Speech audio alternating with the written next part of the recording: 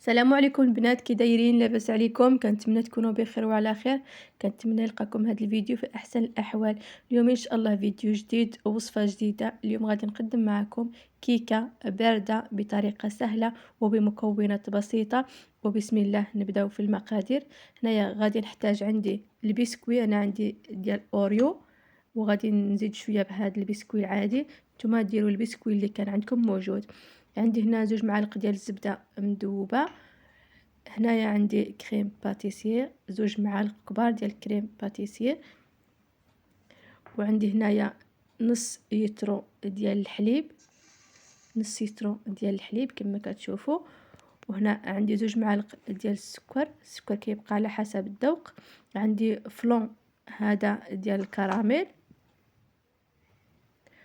وهنايا غادي نطحن هاد البسكوي مزيان، نطحنو في الهاشوار او دقوه غير في شي بلاستيكه، المهم حتى تحصلوا على هذا الشكل كما كتشوفوا كيجي شكل مرمل. غادي نضيف له الزبده اللي ذوبناها كما كتشوفوا، ما خصش يكون في هذاك الماء ديالها او الحليب، تكون الزبده مذوبه مزيان صافي. وغادي نخلطوا هكا بيدينا حتى ندخلوا ديك الزبده مزيان في داك البسكوي، يجي الشكل ديالو هكا مرمل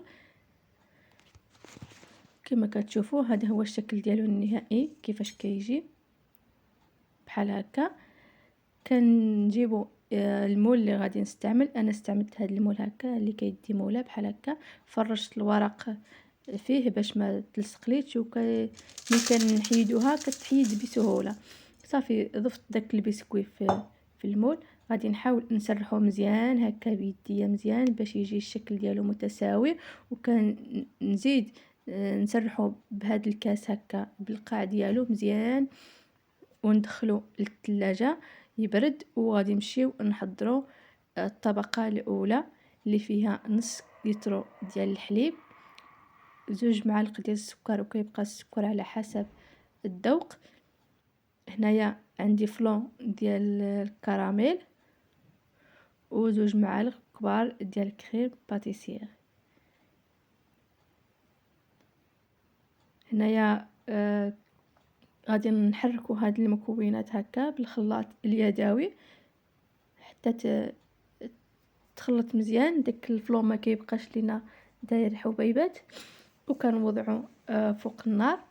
هنايا ضفت داك كريم باتيسير. الا ما كانش عندكم كريم باتيسير ديروا 2 معالق ديال المايزينا.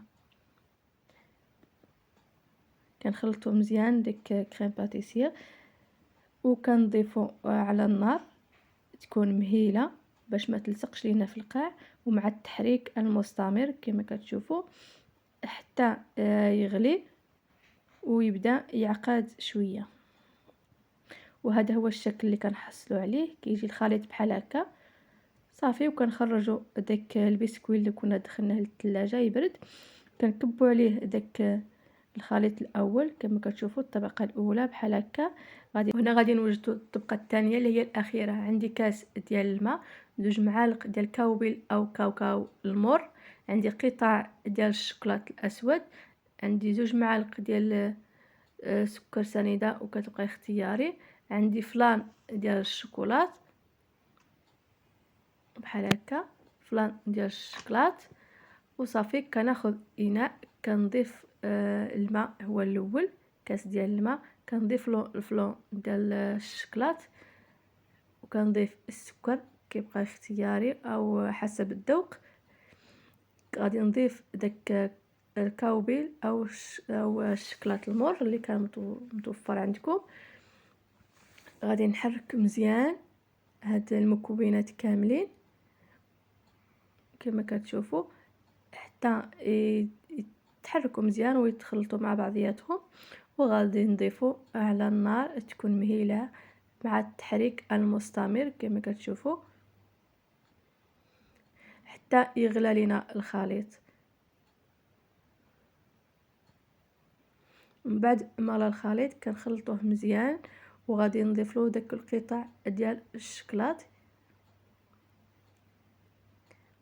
وغادي نخلطوهم كذلك مع التحريك المستمر حتى تذوب ديك الشكلاط. هي كتذوب بسرعه.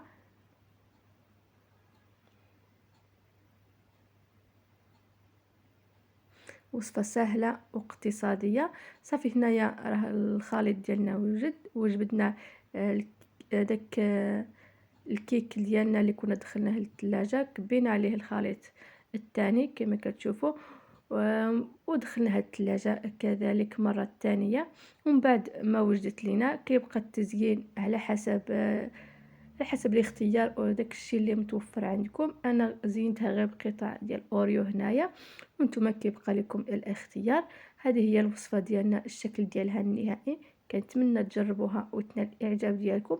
فعلا وصفه سهله اقتصاديه وكتنجح وكتجي بنينه، وحتى الشكل ديالها كيجي زوين. ونتمنى تجربوها وتنال الاعجاب ديالكم. نتلاقاو ان شاء الله في الفيديو المقبل، ومع السلامه.